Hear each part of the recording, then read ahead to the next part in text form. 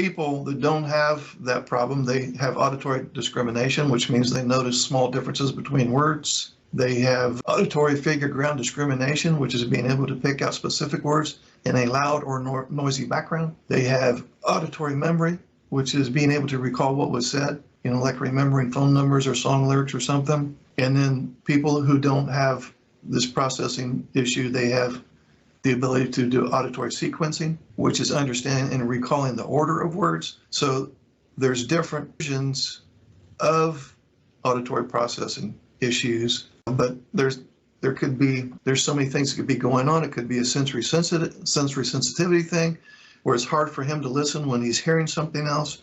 It's hard for him to listen when he's smelling something else. It's hard for him to listen when he's seeing something else. Sometimes the person with this will be focusing more on the person's mouth than the words coming out of the mouth. Sometimes anxiety gets in the way of listening. Tackling too many things at once causes a problem with listening. Talking to him when you're upset will cause a problem with listening. The list is long and deep as to why you feel like you're not being heard. So I'd have to talk to him before we can nail that down. I'm a big believer in facing the truth. I would rather be hurt by the truth than blinded by bullshit. I've always been that way. And I had an NT wife email me today. Says, well, you could use neurodiverse instead of autism spectrum disorder because, these guys are sensitive, and I think that my husband is real sensitive, and he doesn't want to, admit that he might have this disorder. And so you've heard of this term, right? Neurodiverse, and it's a politically correct term, and it would, be a little more sensitive. So duly noted, but I don't think you guys are that fragile that I have to be. I'm not really into being politically correct. Plus, I use neurodiversity to describe the couples. When I say neurodiverse couples, I mean one has autism, one does not. So the reason I'm not willing to use neurodiverse for you guys is because there's no shame involved. To use neurodiverse to kind of sugarcoat it a little bit implies that there's something to be ashamed of. No. Period. ASD level 1 is what we're referring to now. There's 2 other levels. This has to do with levels of functioning. You're already aware of that. You guys are all ASD level 1, which is high functioning. So think of ASD level 1 as simply I don't like the term disorder, though, I will tell you that. Because there again, that sounds like there's something wrong or bad or to be ashamed of. So I do not like the term disorder. So I guess I do want to be politically correct on that. I prefer to call it a condition or a different way of thinking because I think that's more in alignment with the reality of things. And you could think of it as a condition of social skills being low, social needs being low, logic being high. And that's kind of your saving grace. That is your strength, your logic. We wouldn't have this computer we're talking on right now if we didn't have somebody on the autism spectrum, Asperger's syndrome, back in that day, Bill Gates. The engineering field is full of people on the spectrum. Computer sciences, they're all over the place. It's almost a stretch to call you guys in the minority because there's so many undiagnosed people crawling around all over the planet. If we could get to the bottom of things, we might find that 30% or 40% of people, the entire people on the planet, are on the spectrum. That sounds like a bizarre exaggeration. It's not, because there's a lot of people that have these traits, but nobody has put 2 and 2 together yet or done some research and thought, hey, maybe you have this thing called ASD level 1. They just go on with life and they don't even entertain the idea. So there's more people that have it than have been diagnosed with it or that even have talked about it. If you have not been diagnosed, I'm not even necessarily talking to you. Some guys get accused of having it and she thinks you have it. And you may have even done some informal quizzing online, and you might even think that you have some of the traits, but I'm specifically talking to those who know for a fact that they have it. It is a disorder. I'm not going to be politically correct in this group. I might as well let you know up front. So was it just a condition? Well, it's one hell of a condition, all right. Well, it's just a different way of thinking. Yeah, it's a different way of thinking, all right. But it's a little more than that.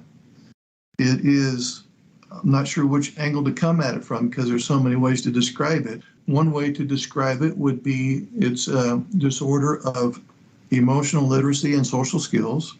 That's not to say you don't have any emotions or that you don't understand emotions or that you don't have any social skills, but not to the level she does. She's way up here with social and emotional intelligence. You're not up there. She's way up here with social and emotional skills. That's not you. She's up here with social and emotional needs. She has all this intelligence and skills. She's going to have a bunch of needs. You could go all year and not talk about feelings.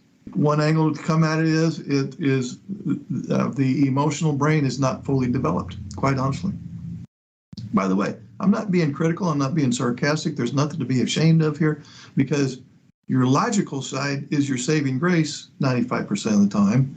Sometimes you're overly logical. Overly logical brain is an overthinking brain, which means he will get stuck on one detail, hyper-focused on one aspect, have a hard time seeing the big picture. But the other 95% of the time, your logic is, in many cases, exceeds a neurotypical man. And the same can be said about IQ. Most of you in here are probably smarter than me. So there's SQ, social quotient, there's EQ, emotional quotient, there's IQ, intellectual. We could also say LQ, logical quotient. So you're high in IQ and LQ, low in SQ and EQ. That simplifies it right there. I know it's a gross oversimplification. And you pass for a neurotypical in almost all cases except one, her.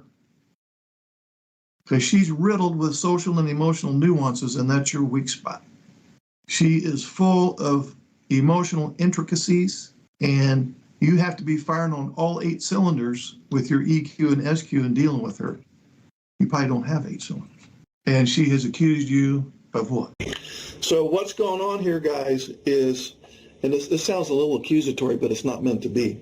Because of some of the social and emotional challenges that you haven't met a lot of her expectations or her desire for the emotional reciprocity to the degree that she wants. And it's a little bit like a cancer has developed in the relationship. So if you had cancer or you know somebody who has cancer, there's a long recovery. There's surgery to remove the tumor. There could be radiation, chemotherapy, all of these different things, and it could be 6 months or a year or more before you're clean, before you go back to the doc and said, yeah, we can't find one cancer cell in your body. For now, you're good to go. You beat it. You're done.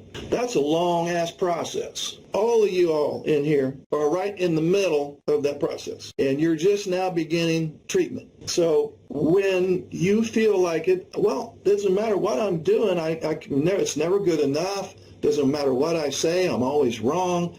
I'm using these strategies that I learned, and it doesn't feel like things are getting better. You got to realize that this is a long-haul deal here.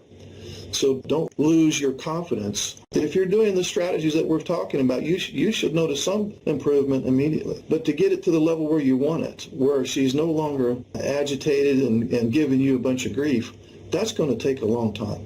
Passivity is, I'm afraid that I'm going to say or do something wrong. So I'm going to try to say and do as little as possible. Anything to keep the peace. We don't want to work that way anymore.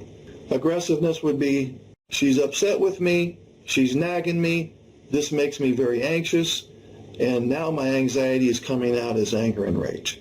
We don't want that anymore. So we're trying to get into the middle, and that's going to be assertiveness. What she wants more than anything from you is to be empathic, but empathy is incompatible with shutdowns and or meltdowns.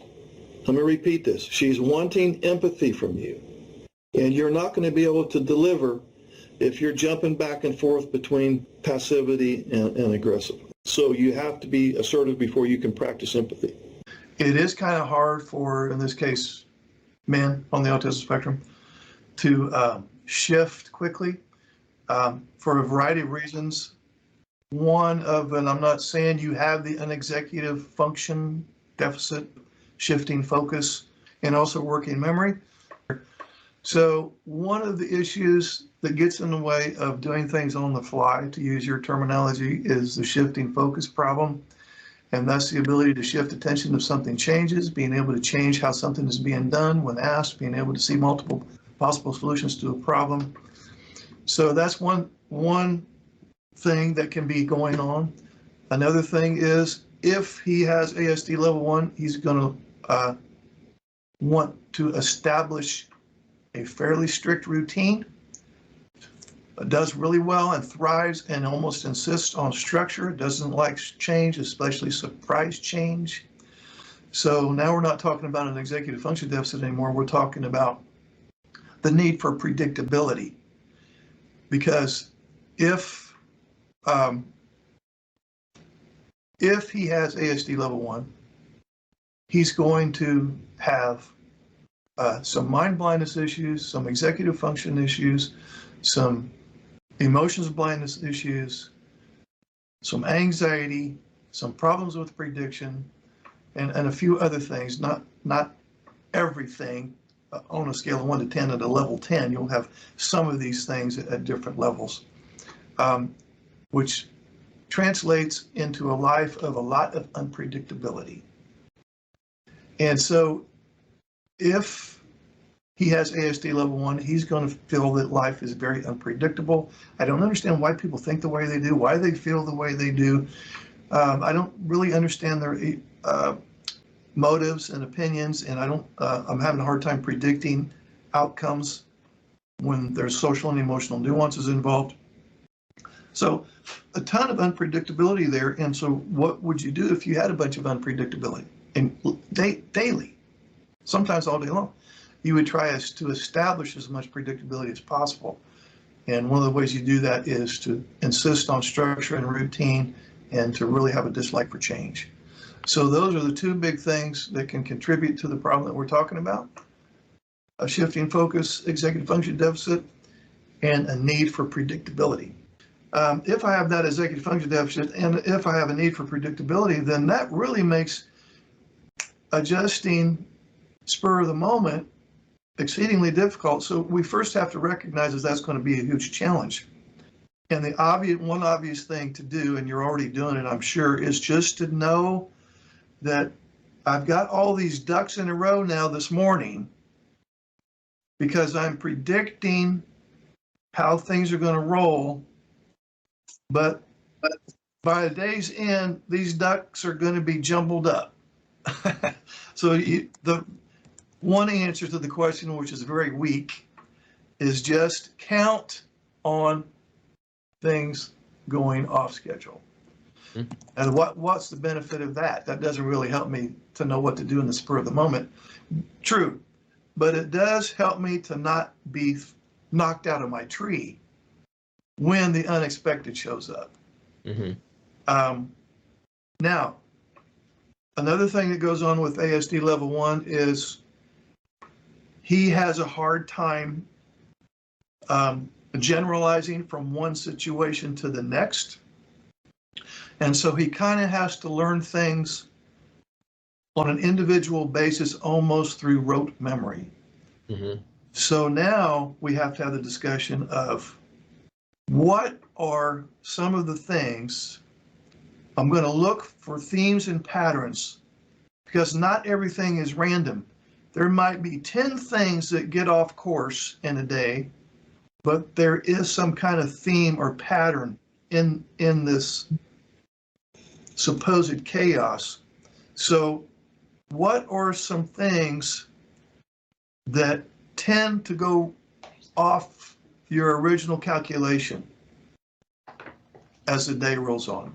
Most people know about Asperger's syndrome, which is now referred to as ASD level 1 or high functioning autism. And plus, there doesn't need to be any shame about it, because where would we be without autistic people? We wouldn't have programmable computer one right now. Bill Gates. How many thousands and thousands and thousands of people were such huge contributors to mankind, engineers, computer programmers, artists, musicians, and you have some strengths that a neurotypical male your age would not have. You're better with logic, thinking in pictures, systematizing. So there's no shame in it. I would caution you to just not go around and share that information with anybody, because some people would use it against you. So with respect to a script, I would just say that I have some of the traits that people on the autism spectrum have.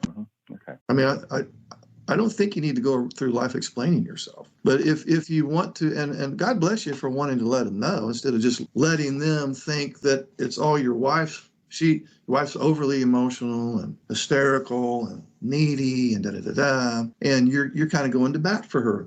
That's stand up. That's really stand up. But I wouldn't complicate it. I would just say, have you ever heard of autism spectrum disorders? Yeah, I think so. Yeah, well, I'm on the high end of that spectrum, which means, I'm high intelligence, high logical intelligence, high general IQ, but not so high in the emotional intelligence department. Thanks, Mike. Yeah, just keep it simple. And that captures it well.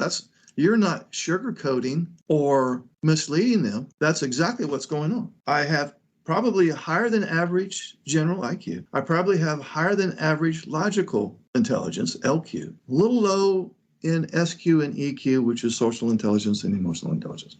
Although I function well with everybody else except my wife, for the reasons that I discussed. And so it looks as if she's overly emotional and etc. She wants emotional reciprocity, she being the NT wife, neurotypical. But in pretty much all cases, and I work with men only, women only, groups of couples only. I have all the demographics covered, all the bases covered.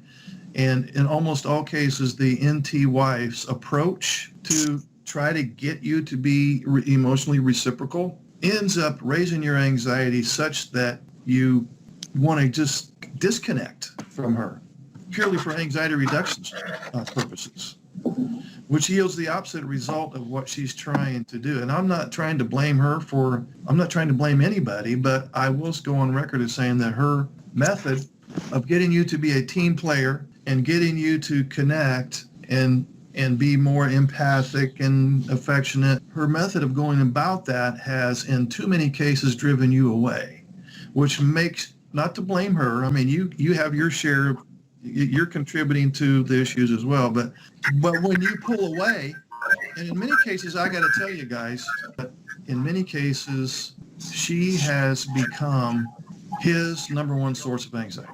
She's come that far up in status as she is now my number one source of anxiety. I mean, I'm not saying that connecting with her is not important to you. It's not what I'm saying. I'm saying her need for the connection is more important to her than it is you. And if she were here, she would say, you don't provide enough emotional reciprocity, that you don't listen. I'm just going to make some things up that you've probably heard. You don't listen, you don't empathize, you don't validate me, and so on and so on. You've probably heard it all many times before. And so if this has gone on for years and years and years, you may have experienced this too. She is super resentful and angry, and maybe even at some level revengeful. And so what has happened, and I'm not blaming you guys, you're wired the way that you're wired. There's nothing wrong with you. It is what it is. But by virtue of your supposed lack of empathy and her heightened resentment, we're going to call that a cancer in the relationship. So you guys, most of you are experiencing a relationship cancer right now, and you're in the middle. You've just begun treatment last week. Last Wednesday, you just began treatment. And so the whole point of this conversation is that you can, as much as I almost hate to say it, because it sounds kind of disconcerting at some level, you guys are in for the long haul. You have to be in for the long haul. This is not something we're going to resolve in a few weeks of meeting here. You're going to have to apply the assignments that we talk about. You're going to have to be consistent with it. And she is going to have to see some significant change there's actually going to be three things. It's going to have to be significant change. In other words, something that really stands out in her attention. It's going to have to be consistent change. In other words, change that remains consistent over time. And with those two things, a fairly radical change that she views consistent over time, then and only then will she begin to reduce her resentment level. Right now, it's most likely that many of you guys are experiencing the thing where her heart is cold as ice. And she probably has lost trust. She's probably given up hope in some cases. And she's also probably reluctant to give you the benefit of the doubt so early, even if she does witness some significant change, because if she were here, she would say, well, I know there's been times before when he's changed, supposedly changed, but it never lasted very long. And, it was just a matter of time before he went back to his old ways. So even if she saw some consistent change in you, a significant change in your empathy level, we'll say, she still wouldn't be necessarily willing to acknowledge it, because she would be concerned that if I start having hope again and he lets me down again, I'm not sure I can handle it.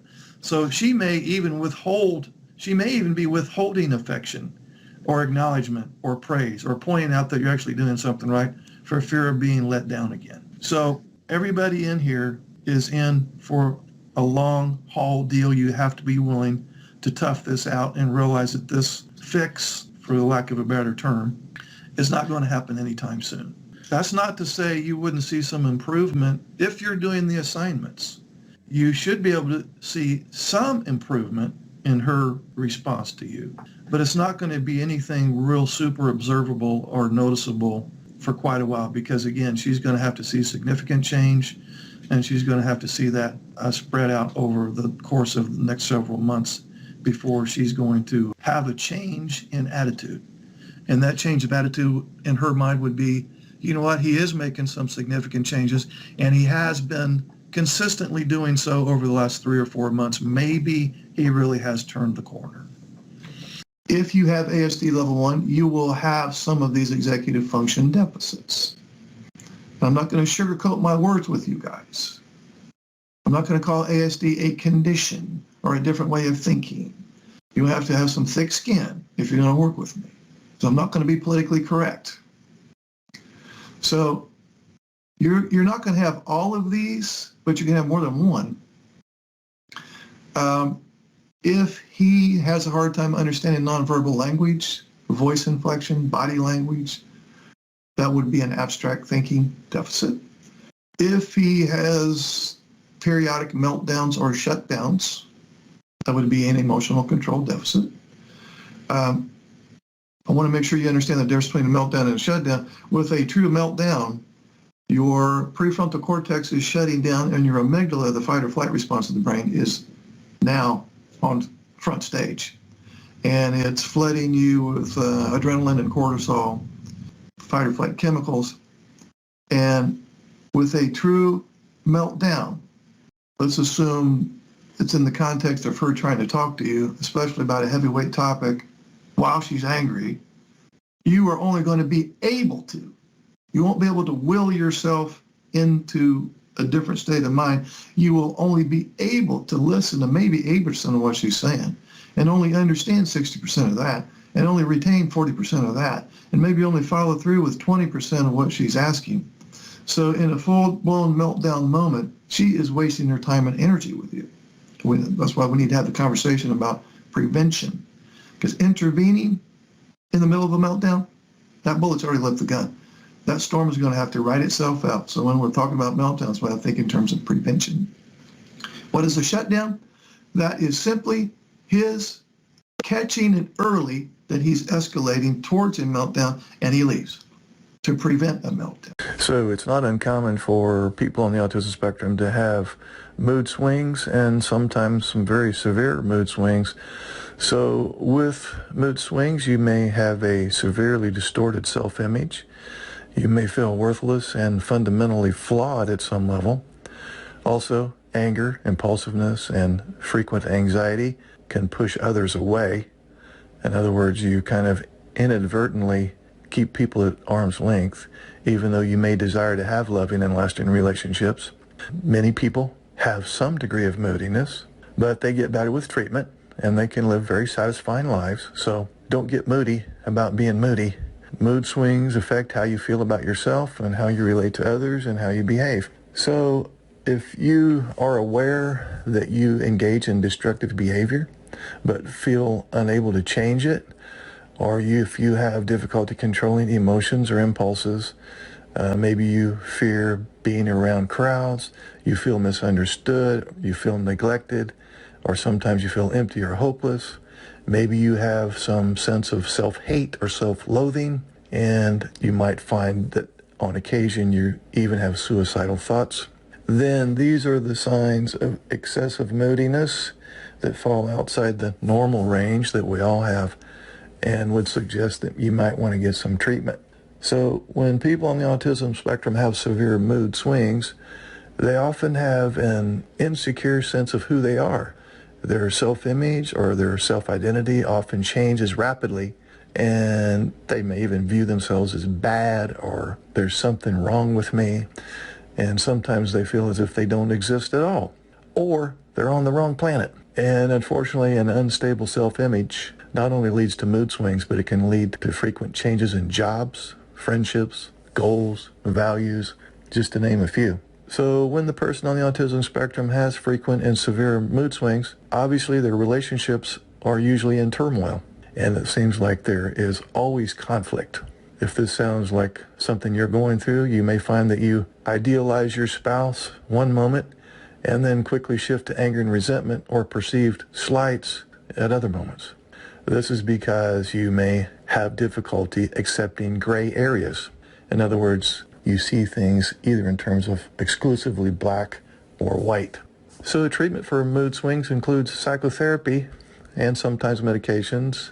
The method I use would probably be subsumed under the category of cognitive behavioral therapy. And this is where I help the individual become aware of inaccurate, negative, and ineffective thinking patterns, faulty belief patterns, cognitive distortions, and get to the point where they can view challenging social situations and challenging emotional situations more clearly and objectively, looking through a different lens. We would look at your faulty belief systems that contribute to cognitive distortions, that contribute to uncomfortable emotions, that contribute to destructive behavior. So what I run into a lot in working with neurodiverse couples is this vacillation back and forth between two extremes. On one extreme, the individual engages in self-pity, but then will sometimes bounce to the other end of that continuum and engage in some version of self-loathing. And this is not gender specific. We'll use the NT wife and the ASD husband. They both do this from time to time. So we'll look at the self-pity end of the spectrum first. So usually the thought is something along the line of, I'm being mistreated, poor me, he needs to improve his behavior or she needs to improve her behavior. Now this thought results in the feeling of resentment, and then the behavior that results from this thought and this feeling is usually some form of retribution or revenge. And the behavior that's observable by the other party would be arguing, lecturing, threatening, coming from the individual who feels like they're being mistreated. Now, on the other end of the spectrum, we have self-loathing, and the thought that precipitates self-loathing is something along the line of, I mistreat my spouse. I engage in hurtful behavior. It's not the person I want to be. It's not the person I used to be. I've turned into a person that I don't really want to be, and I feel guilty about how I'm overreacting to my spouse. I may have thoughts along the lines of, I need to be punished. I'm being a bad person, and this will result in feelings of regret, guilt, shame. And then the desired outcome when the individual is in this particular frame of mind is to reduce that guilt and shame. And the behavior that results in this case is the individual tends to drive the other person away. They push their spouse away because they think they're not good enough for their spouse, and they're trying to protect their spouse by pushing them away. This individual in this frame of mind will also tend to not take care of himself or herself. He or she will engage in self-destructive behavior and possibly even have suicidal ideation. So again, on this spectrum here, we have two extremes. On one end, there's self-pity, poor me, my spouse needs to change their behavior. Then sometimes bouncing to the other end of the continuum, self-loathing, which is bad me, I need to be punished. This is the being present for 20 minutes challenge for all ASD husbands. You are very task-oriented and you're built for logic with very little emotion involved. Your NT wife is almost built the opposite way. She is largely social and weaves in emotional content frequently and probably excessively according to you. So where can we find a middle road or some type of a connection? Why don't you just turn spending time with your wife into another task? I know this sounds so ridiculous and very non-romantic, but here's your to-do list, for example. Go to work, come home, mow grass, play video game, spend 20 minutes being present with my wife, take shower, watch TV, go to bed. What is being present? I'm going to go in there and spend 20 minutes with her without a cell phone in my hand, without the laptop on my lap, not paying attention to the TV particularly, just mostly looking at and talking with her. Pretty damn simple. You'd be amazed what 20 minutes of being present would do for your marriage. And as ridiculous as this sounds, you could even set a 20-minute timer on your Fitbit watch, on your cell phone, or something like that. In this way, you know that there's some end point. It won't feel like an eternity to you. I know 20 minutes of trying to socialize does feel like 2 hours. And also, this is something that should be done daily. I know this sounds very mechanical and non-romantic to the NT wives listening to this, but it's better than nothing. Better than nothing. So this is the being present for 20 minutes challenge for all ASD husbands, effective today. Nobody can go through day after day, 365 days a week under high anxiety without searching for some kind of remedy. Unfortunately, in many cases, their anxiety reduction techniques actually create more problems or further their anxiety or drive people away, or can result in school suspension, job loss, divorce, and so on. So they do try to manage their anxiety in healthful ways. They think for example, distracting themselves by engaging in their special interest for excessive amounts of time. Some people turn to marijuana, some people turn to alcohol, various things, and some work to some degree, some don't work at all, and some only work temporarily. But the two main things that they do for anxiety reduction would be, of course, the shutdown, and that is where they just hibernate. They just want to be by themselves and they withdraw, don't want to talk to anybody. They just want to temporarily take a time out and escape from the world. And then the other thing they do, the opposite end of the spectrum of a shutdown, would be the meltdown. So as this anxiety, whatever its cause, builds up and builds up, eventually the dam breaks, so to speak, usually over something very small. It's literally the straw that breaks the camel's back. Under severe enough stress, any normally calm and collected person with Asperger's may become totally out of control and have a huge explosion. And that's usually what people see when they see somebody having a meltdown. So those who experience meltdowns are often perceived by others as always being angry. I hear from neurotypical spouses all the time that their Asperger's husband only shows anger. When he's sad, it shows up as anger. If he's mad, it shows up as anger. If he's depressed, all he displays is anger. Even though they do have several emotions underneath there, they only show the surface emotion, which is anger. Rage may be a common reaction experienced when coming to terms with problems in employment, relationships, friendships, and other areas in life affected by Asperger's. There is often this on-off quality to the person's rage, where the person may be calm minutes later after a meltdown, while the people around are stunned and shocked that what they just witnessed. And so, in this case, the Asperger's man is, after he's had his meltdown, 5 minutes later he's fine, and everybody else is still going, what the hell happened, and they're still in a state of shock. Neurotypical spouses often struggle to understand these meltdowns, with resentment and bitterness often building up over time. In some cases, the Asperger's individual may not even acknowledge he has trouble trouble with rage, and he will blame others for provoking him. And as you can well imagine, this creates a lot of conflict in the marriage. So a new term for you, BTD syndrome. That's brutal truth denial syndrome. Brutal truth denial. The guy on the autism spectrum thinks, I don't have that disorder. I've looked at an informal quiz online. I don't have those traits. That's not me. I can't have sensory sensitivities, weak central coherence, problems with prediction, executive function deficits. It can't be that I have a disorder that means my emotional age is stunted. It's just not possible. And then she, in this case the NT wife, goes, no, he doesn't have a disorder. He's just a narcissist. He could do better if he just tried harder. Yeah, okay, BTD. Both of y'all are in denial about what's going on. Why is that a problem? Because if you convince yourself that you don't have the disorder, or if you're the NT spouse, you convince yourself that he could do better if he would just try harder, then the both of you make a bunch of false assumptions on what's really going on. And you label it other stuff. The guy on the autism spectrum labels himself as a social failure. The NT wife labels him as being uncaring, selfish, insensitive, narcissistic, sociopathic, and so on. So you end up labeling it something that's not even in the ballpark, which means you have not identified the problem, which means you cannot problem solve. That's a problem. Both of you may be thinking of the other person, well, that's illogical as hell. I don't know where he comes up with that. He's probably thinking the same thing of you. She's probably thinking the same thing of him. I hear this all the time. You say these guys are so logical. His logic didn't make any sense to me. Of course it wouldn't make any sense to you. So you're either going to agree to disagree. You might be able to strike some kind of a compromise. And you may also want to do a cost-benefit analysis. And I'm specifically referring to the guys here, although the ladies can do a cost-benefit analysis too.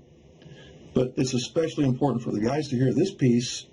And what that business is, the cost-benefit analysis is, okay, she wants me to do A, and I really prefer to do B.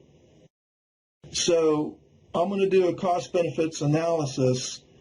If I do it my way, if I do B, what's likely to be the outcome? If I do A, go along with her program, what's likely to be the outcome? And you're going to weigh. My suggestion would be to take the path of least resistance. It's not a lose-win.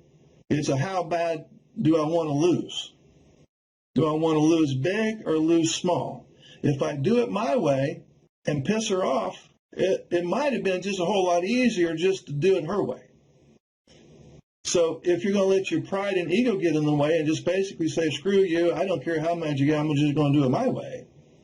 Well, now you're right back to square one again. And you're back in the doghouse as far as she's concerned. So I'm not saying just go along with whatever she wants. But I am saying sometimes it might be in your best interest to do that. And vice versa.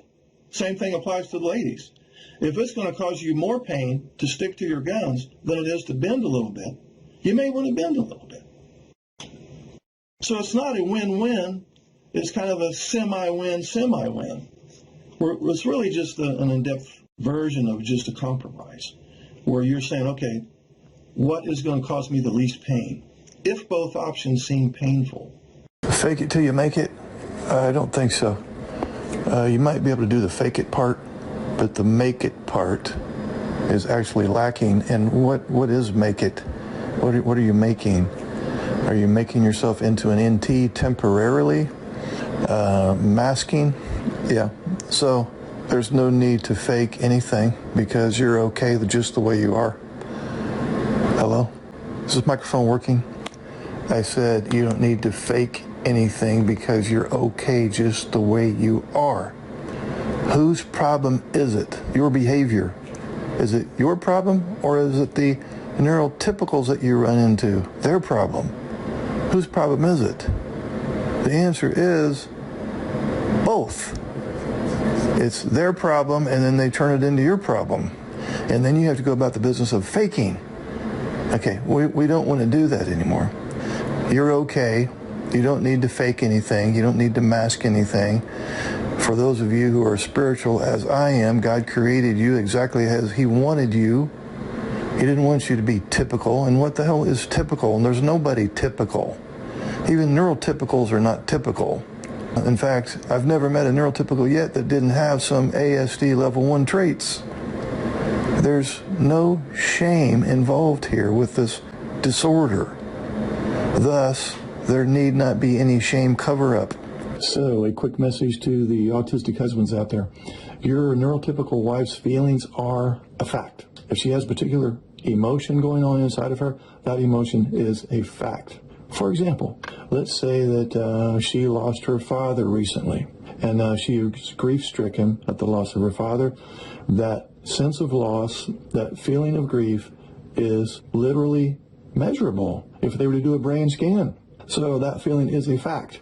If she says, for example, I'm feeling sad that I don't get some of my intimacy needs met, that feeling is a fact. And you might say, well, Mark, she said, I feel that you don't love me, and I do love her. That's not a fact.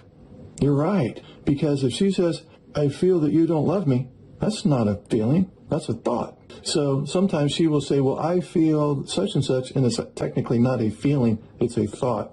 So her thoughts are not necessarily facts, but her feelings are, and so are yours. So when she's expressing her feelings, don't view it as, oh, she's so emotional, and oh, that can't be true. You don't feel that way. No, I'm sure she's not lying about her feelings. If she says she feels a certain way and she's actually using an emotion rather than a thought, she's not lying. That's what's going on. So when she's talking to you about her feelings, don't chalk it off as just a bunch of psychobabble with no factual basis. If you're feeling a particular way, let's say you're feeling mad at her, and I say, no, you don't feel mad. That's not reality.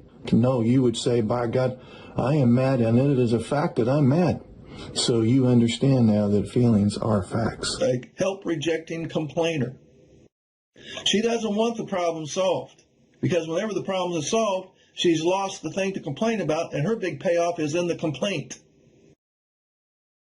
I fully understand wanting to vent, but if you just want to vent without follow-up with problem solving, I can't help you.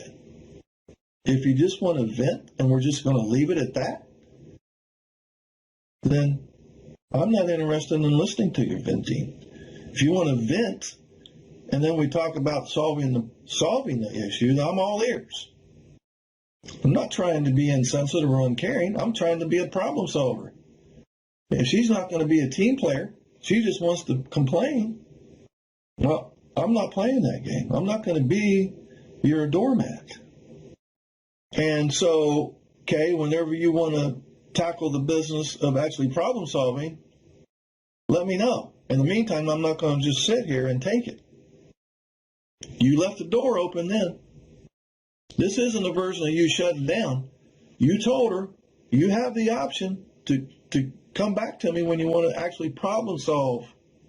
But you've also set some boundaries. I'm not just going to sit here and let you dump on me. So you're setting boundaries, but you've also left the door open for her. Now she gets to decide. Do I just want to be a help-rejecting complainer? Or do I want to solve the damn thing? I'm going to just give you a brief overview of why some of the traits of ASD level 1 cause a problem in the relationship. With true dyed-in-the-wool ASD level 1, it is a developmental disorder. And that's the key term. What does that mean, developmental? It means that the social, emotional portion of the brain is underdeveloped relative to the logical part of the brain. So if you have ASD level 1, you're somewhat low in social and emotional intelligence.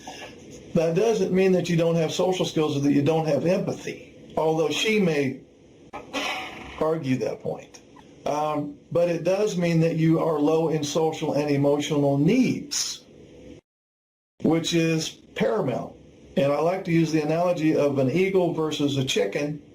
An eagle has wings, uses them often, needs them to survive. If the eagle did not have wings, it would not survive. A chicken has wings, and it could fly, maybe 5 feet, but it has to run and jump, and it might fly for 5 to 10 feet. But it doesn't need wings to survive. Both of them have wings. Okay? So If you are low in social and emotional intelligence, you are also by default low in social and emotional needs. You don't necessarily, I'm generalizing here, I'm guessing most of the guys in here, they're not really that interested in talking about feelings, how they feel. They may be out of touch about, for the most part, how they feel. They're really out of touch about how she feels most of the time. And when she starts talking about feelings, it is kind of uncomfortable and abstract conversation, especially if she says, well, honey, I feel this way about such and such, and she's expecting you to take how she feels and then apply it to some course of action you're supposed to take. That's really confusing as well. Now, I said low in social and emotional intelligence, and I'm also saying high in logic, but sometimes the logic is a bit too high. If you have an overly logical brain, you have a brain that is an overthinking brain that tends to get stuck on one detail, hyper-focused on one detail and fails to see the big picture, hard to generalize, those types of things. So that, in a worst case scenario, you have a high logical brain that's almost an overthinking brain, and you're low in social and emotional intelligence. Now you take her, the NT wife, you have damn near the 180-degree opposite scenario. So you can see immediately why we have this problem. She is high in social and emotional intelligence. She's not as high in logic as you, but she has logic, of course, but it's not up there with you. But she has a lot of social emotional intelligence, and by default, she has what? A lot of social and emotional needs. She is the eagle that has to use those damn wings to survive. Chicken, you could chop a chicken's wings off. He would be fine. I'm missing my wings, but I can still do what I want to do. She has to have her social and emotional needs met to a significant degree, or she is going to do what your wife has done. She's going to complain. She's going to get angry. She's going to be hurt. She's going to talk to you about how she's emotionally deprived and has Cassandra syndrome, and Lord only knows what else she has thrown at you. So this is why we have that dilemma. So the moral to this little speech is it shouldn't be a big surprise to you why there's conflict. And nobody is doing anything wrong. You aren't bad people in here that are behaving badly, and you're purposely trying to be selfish, insensitive, uncaring, narcissistic, sociopathic, and whatever other things she's called you. I'm guessing that the vast majority, if not everybody in here, wants to make her happy. You really wanted to make her happy. You tried to do right, but what I've run into with guys on the spectrum is they haven't quite figured out how to get that done, and they often say, it doesn't matter what I say or do, it's never good enough. And honestly, they're tired of being a failure. And they're tired of hurting her. And so what ends up happening is they kind of start disconnecting. Because, if you're no good at basketball, and every time you get out there on the court, you're an embarrassment to the team, eventually you go, this, and you sit on the bench.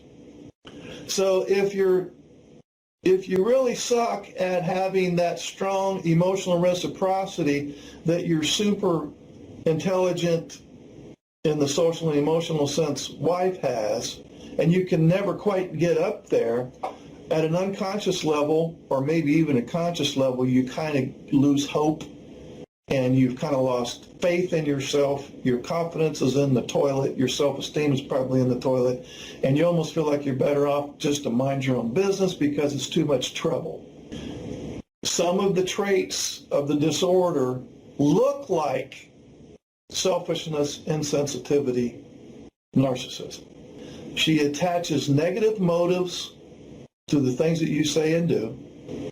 Because he said this or did that, or because he didn't say what I wanted him to say or didn't do what I wanted him to do, therefore he doesn't give a shit about the relationship. Or his work is more important than me. Or his special interest, he's married to his special interest, not so much me. I'm not important to him. She fills in the blanks with that stuff, which keeps you perpetually in the doghouse. So that is kind of like I felt like I needed to lay some groundwork down to A, let you know why you're in the position, approximately why you're in the position that you're in, but also to validate that you're not a bad guy. Although some of you aren't convinced of that.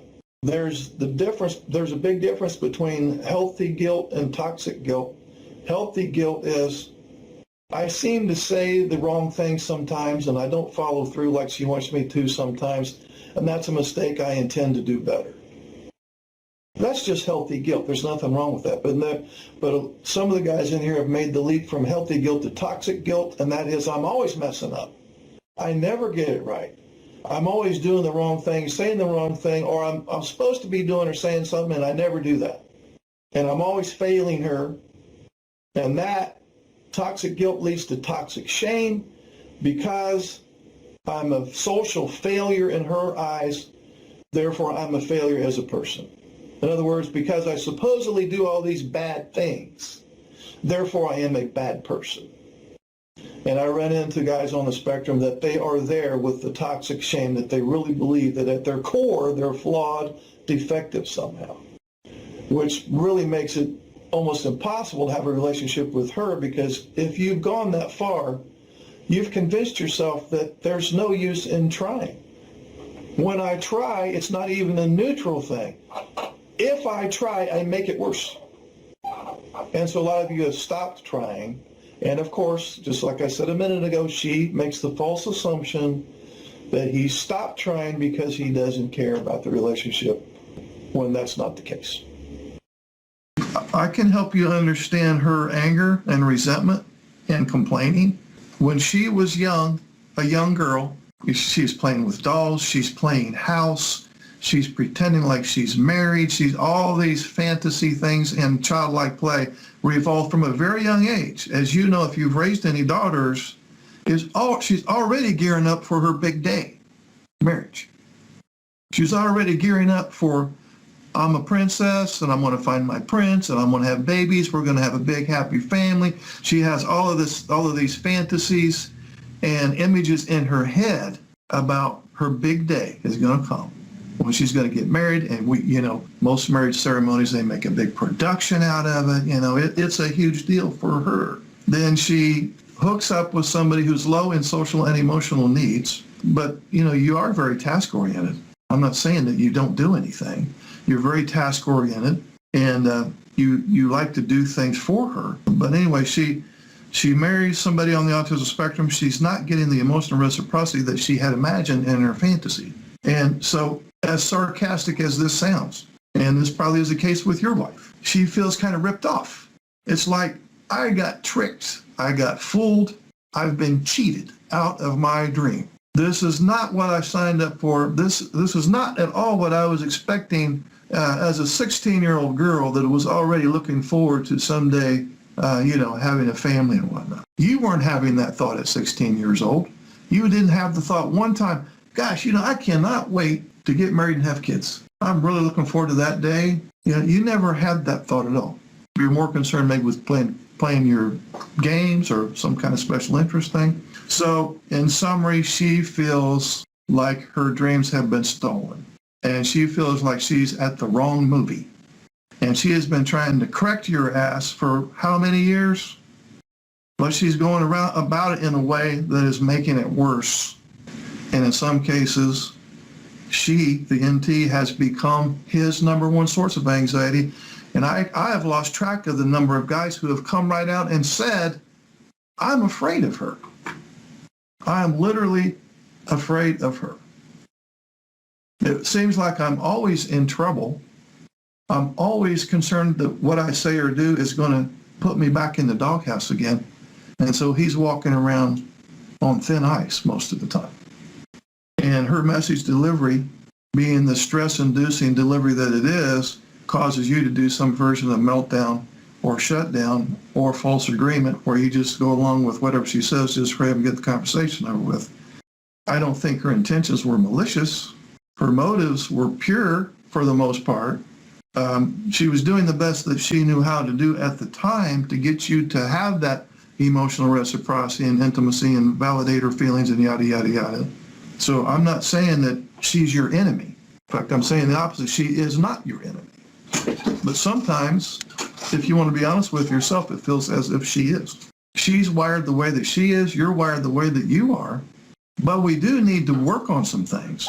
So just because nobody, well, not that you never did anything wrong, there's times when you purposely were trying to be a dick, but I'm saying the other 80% of the stuff that she has made false assumptions about have been about the traits of the disorder.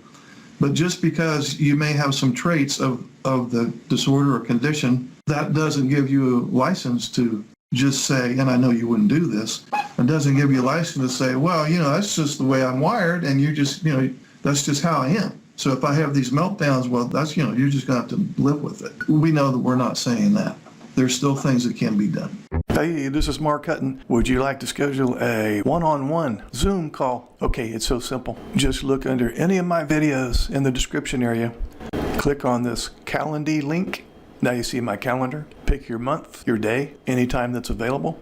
Enter your name and email address. Then you'll get a follow-up email with the Zoom link on the day and time that you picked. And voila, we will talk.